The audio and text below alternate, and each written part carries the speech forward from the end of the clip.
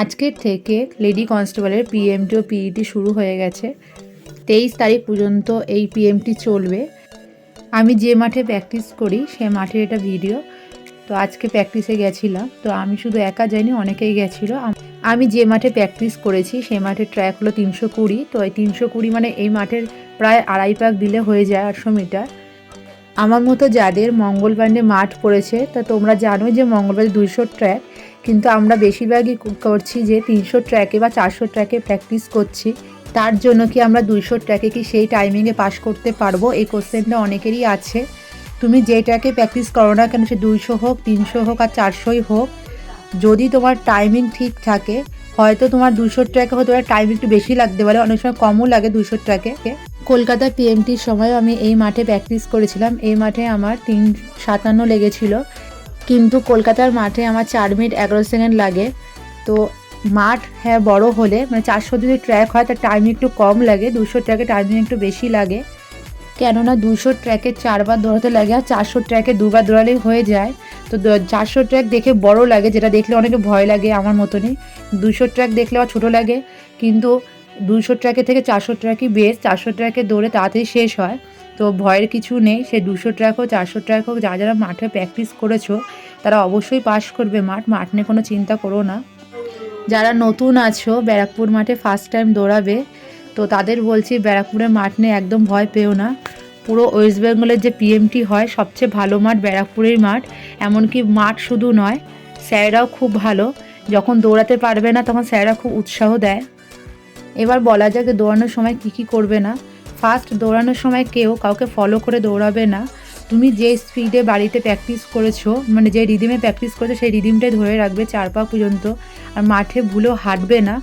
যদি দৌড়াতে খুবই কষ্ট হয় তখন তুমি স্লো করে দাও রানটাকে, দেন আবার তুমি ফাস্ট করো রান, কিন্তু মাঠে হেঁটো না। হাঁটলে বুঝতে পারো টাইম অনেকটাই চলে যায়। আর মাঠ যখন শুরু হবে স্টার্টিংয়ে, তখন জোরে দৌড়িয়ে নিজের পজিশনটা নিয়ে নাও, দৌড়ানোর পজিশনটা। কেন প্রথম স্টার্টিংটা তোমাকে জোরে দৌড়াতেই লাগবে, জোরে দৌড়িয়ে নিজের জায়গাটা নিতে লাগবে। দেন যে রিদমে তুমি প্র্যাকটিস করেছো বাড়িতে সেই রিদমে আবার দৌড়াও। আর লাস্ট পাকটা সবসময় জোরে দেওয়ার চেষ্টা করবে। প্রতিটা রাউন্ডে দেখবে যখন দৌড়াবে মাথার উপরে দেখতে পারবে, যেখানে স্টার্টিং হয় সেখানে তোমার ওপরে ওয়াচ থাকবে। তো ওটা দেখতে পারবে, তোমার টাইমিং দেখতে পারবে যে 1 পাক ঘোরার পর কতটা টাইম লাগলো, সেটা অবশ্যই খেয়াল করবে।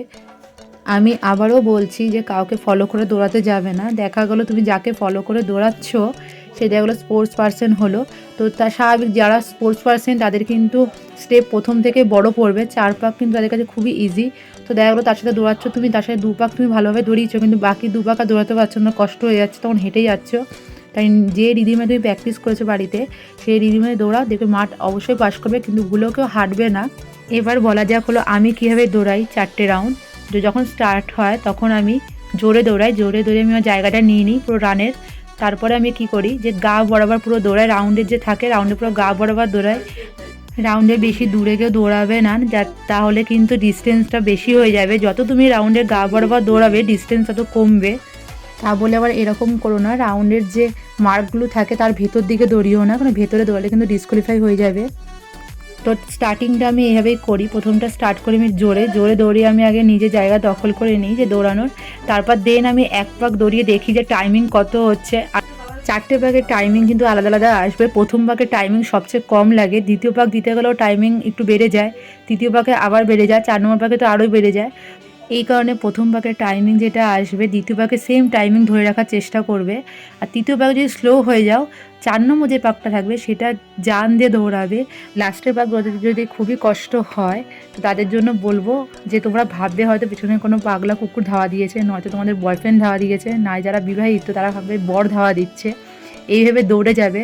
যদি মাঠ পাস করে যাও তাহলে কিন্তু পুলিশ হওয়ার একটা ধাপও তোমরা কমপ্লিট করবে। লাস্টের রাউন্ডে যখন দৌড়াবে যদি এই 3টে ভাবনা নাও আসে, সবচেয়ে বেস্ট ভাবনা হলো ভাববে যে আমার এটা শেষ দৌড়, আমি আর দৌড়াবোই না। এই যে মাঠ পাস করলাম, আমি এই যে মাঠ পাস করার পর আমি এবার পুলিশের জব পাবো, কনফার্ম আমি পুলিশ হবই, আমাকে যেভাবেই হোক মাঠ পাস করতেই লাগবে, এটা আমার লাস্ট চান্স। আর মাঠে রান করার আগে ডেরি মিল্কের ক্যাডবেরি খেয়ে নিতে পারো বা ডার্ক ক্যাডবেরি খেয়ে নিতে পারো। এতে হবে কি ইনস্ট্যান্ট তুমি সেই এনার্জি পাবে। এর জন্যই আমরা ক্যাডবেরি খাই দৌড়ানোর আগে, এনার্জি পাওয়ার জন্য। যদি আরও কিছু জানতে চাও অবশ্যই কমেন্ট করে জানিও, আমি রিপ্লাই করব।